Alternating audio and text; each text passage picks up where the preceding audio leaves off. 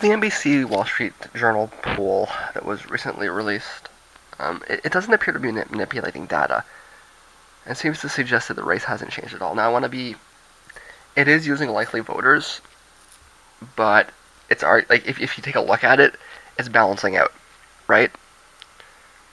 So they're not taking out these problematic demographics that they don't want to, because they're concluding that the amount of enthusiasm for Trump and Clinton is about the same.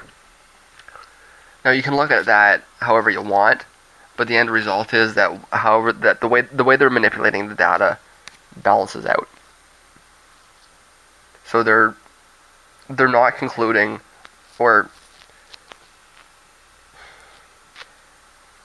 they're concluding that the lack of support for Trump is equal to the lack of support for Clinton. So they're not removing Clinton supporters, or the amount of Clinton supporters that they are removing is the same as the amount of Trump supporters that they're removing.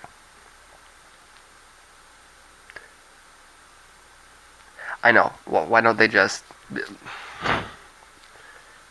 It's not that they're not manipulating at all. It's just that if you look at it, they're arguing that it comes out in the wash, right?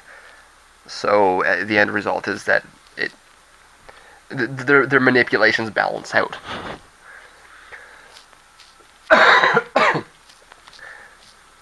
and if you look at it, what it seems to suggest that it hasn't changed at all, right? So if you what I'm saying here is that if you don't manipulate the data, there hasn't been a shift. There is no Trump surge. The Trump surge is a consequence of data manipulation. Okay, so what this suggests is that, like, it's right, and suggestions that the race has changed are purely a construction of the media to maximize ratings and therefore revenue. It's totally manipulated data. Okay. Excuse me. This poll has, it's the same. It's a return to the 92-96. Where you've got Clinton around 43, Trump around 37, and Johnson a little less than 10. Okay? Which is exactly what all the polls were saying before everybody started manipulating their data the same way. So nothing's changed, okay? Which is what I suspected. Now, ironically, this may be the outlier, okay? The only good poll may be the outlier. It's the only one using a proper methodology. So, everything I was saying is true. Okay, well, maybe it's not true necessarily, but at least everything I was saying is happening, right? Obviously, I'm still a little sick. At least I'm coughing. That's a benefit. That's a good thing. Okay. Now listen. I have no access to television at all. But I don't see a lot of talk about these bombings online.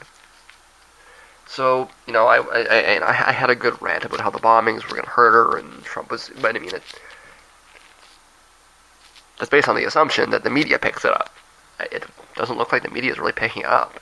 Or at least from what I'm able to see, from my internet filter here. When I say I have zero, I don't have cable. I don't have access to anyone with cable. I watch no television at all, right? So I don't know what's on CNN because I don't watch it. I don't know what's on NBC. I don't watch it, right? But I'm not seeing it's come up. This is not, I think that if it were to come up a lot more, it would probably hurt her. But, maybe the media is doing her a little bit of a favor with that. The poll did a breakdown of issues, and I just don't understand the results. Apparently, Trump is leading on the economy. Like, what kind of idiot would think he'd be better for the economy?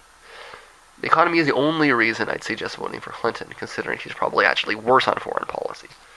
She's going to have a far more aggressive, like, if you want peace, I'm not going to say that.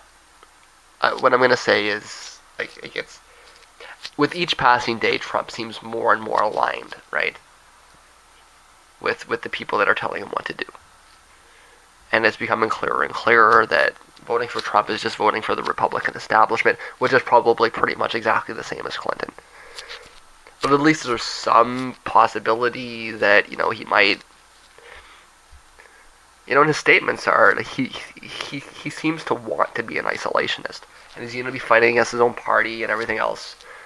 But I don't, like, Clinton is full throttle, open interventionism, right? With Clinton, it's going to be people are going to be trying to stop her from, bombing everywhere, Obama said, Obama had the speech about the hammer and the nail. She thinks every problem deserves a hammer, and she's going to be out there hammering everything, Syria, hammer. Mali, hammer. North Korea, hammer. It's just... And expect it, right? Trump has suggested that he might be a little bit more isolationist, more like, he doesn't care if, the sad niggers want to bomb each other. But I'm sorry for using crude language, but it's like that's kind of his mindset, right? Let the Koreans blow each other up. He doesn't care, right? And I kind of...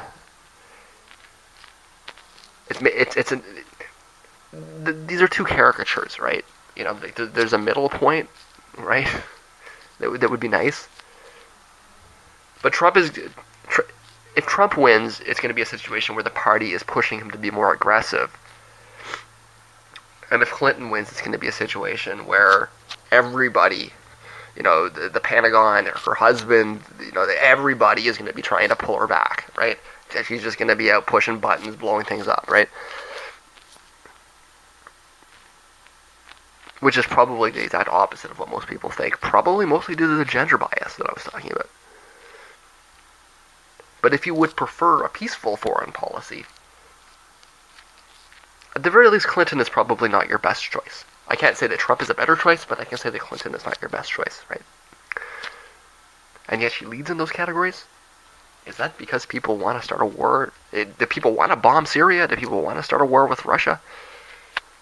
I don't think so. I think they're just not aware, right? And so long as the issue is not... See, so it's sort of a base, kind of a background noise sort of thing. People want peace, right? And they may actually perceive of the female as preferable in that kind of, so long as foreign policy isn't an issue, so long as terrorism isn't an issue, let's elect Mother Nature, right? Or, this kind of, let's put Gaia in charge, this is, it's absurd, right? But that's probably close to what people are probably thinking. But if we're reminded that we're fighting a war, whether it's this unending war, right? The more you remind people of that, the more you get back to that kind of, Spartan kind of mindset, right? And the more men want to vote for men. I'm not convinced that women would necessarily vote more for Trump, but I do think that the support that she has with men would likely completely collapse should terrorism become the dominant issue. But, maybe I'm just out of it, right? I am a Canadian, and I've said more than once that I don't completely understand the United States. But I am skeptical, okay? I mean, maybe I'm underestimating the stupidity of Americans, but there's simply, I don't understand who in their right mind would suggest that Donald Trump is better for the economy. I can make a little bit of sense of the, the foreign policy stuff based on what I just said, but it's really hard to take the economy question seriously. I don't understand that. So does that mean the polling suspect? Well, maybe, I don't know.